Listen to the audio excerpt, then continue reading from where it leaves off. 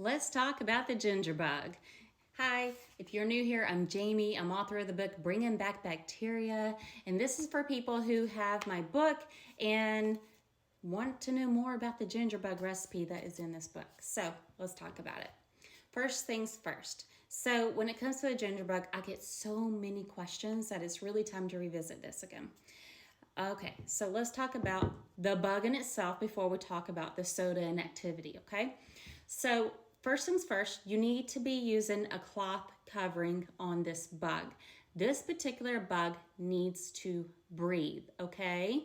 It's like a sourdough starter, okay, in that aspect, all right?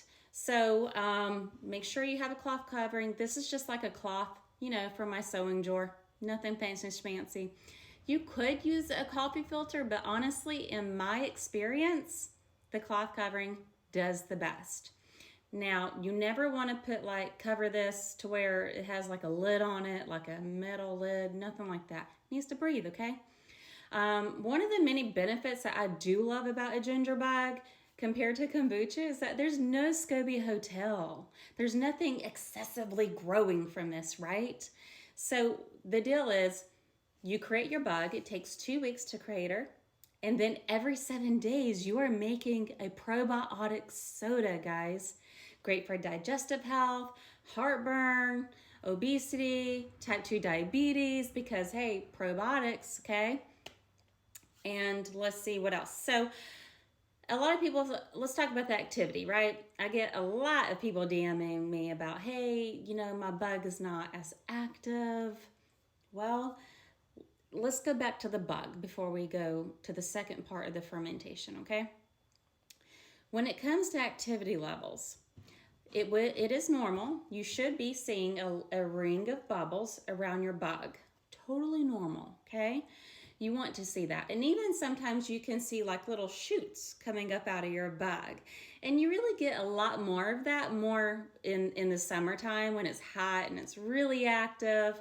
And so if you're not seeing it right now where you live and it's kind of cold, or you can touch your jar and it's like really cold and it's just ice cold outside, it may not produce as many bubble effects in your bug, okay?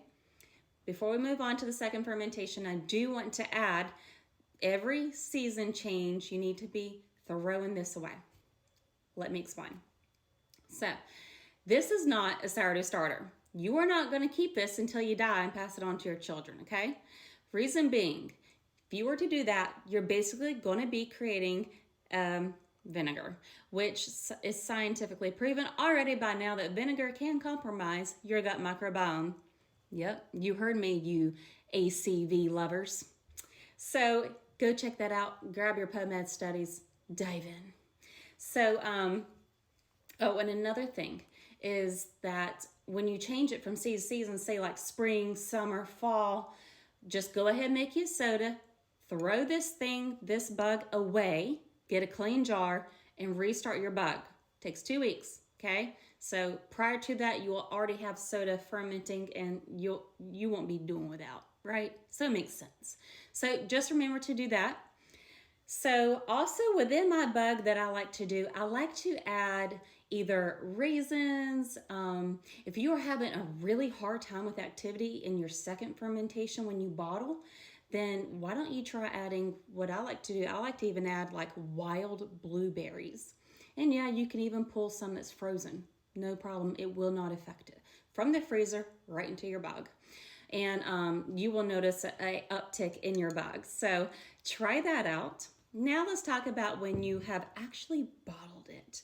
And for those people out there who just cannot get a bubbly soda like I show on my channel where it's extremely active, let's talk about it.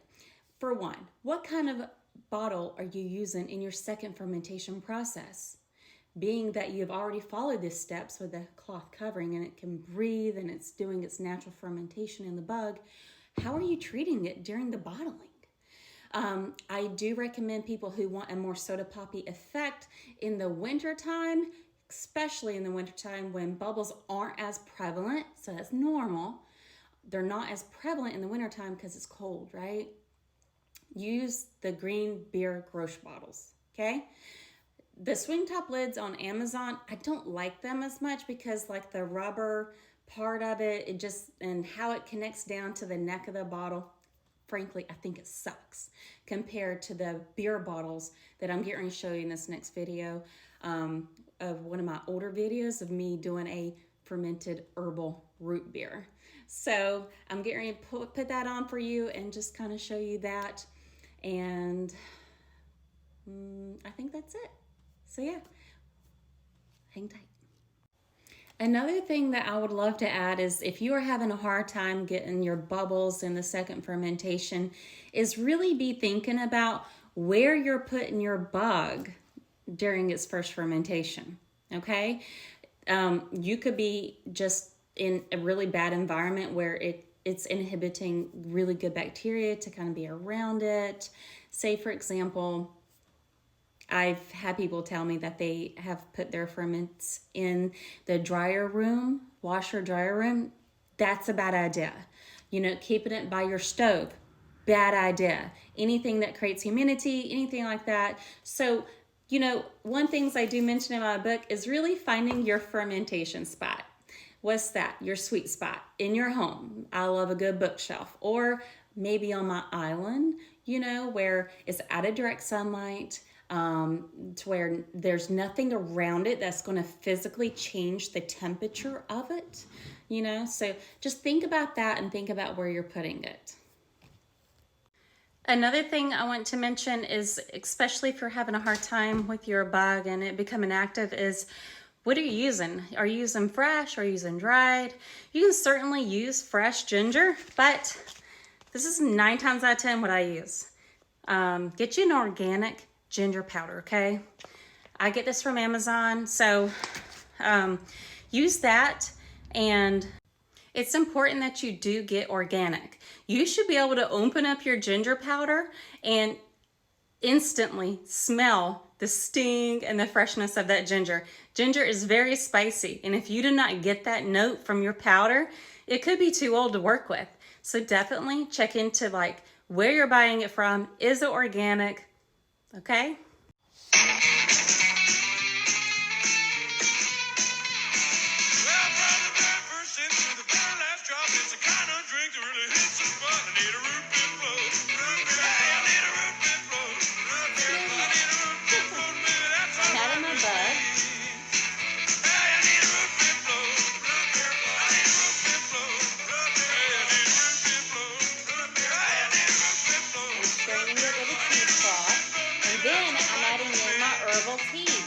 After it's already cooled down, of course, with a little bit of sugar.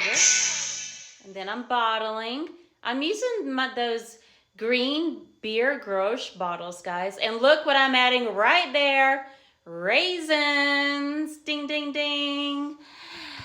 There it is, guys. Raisins is a big, big, big proponent to getting a little bit extra bubbles, especially if you are having a hard time with that.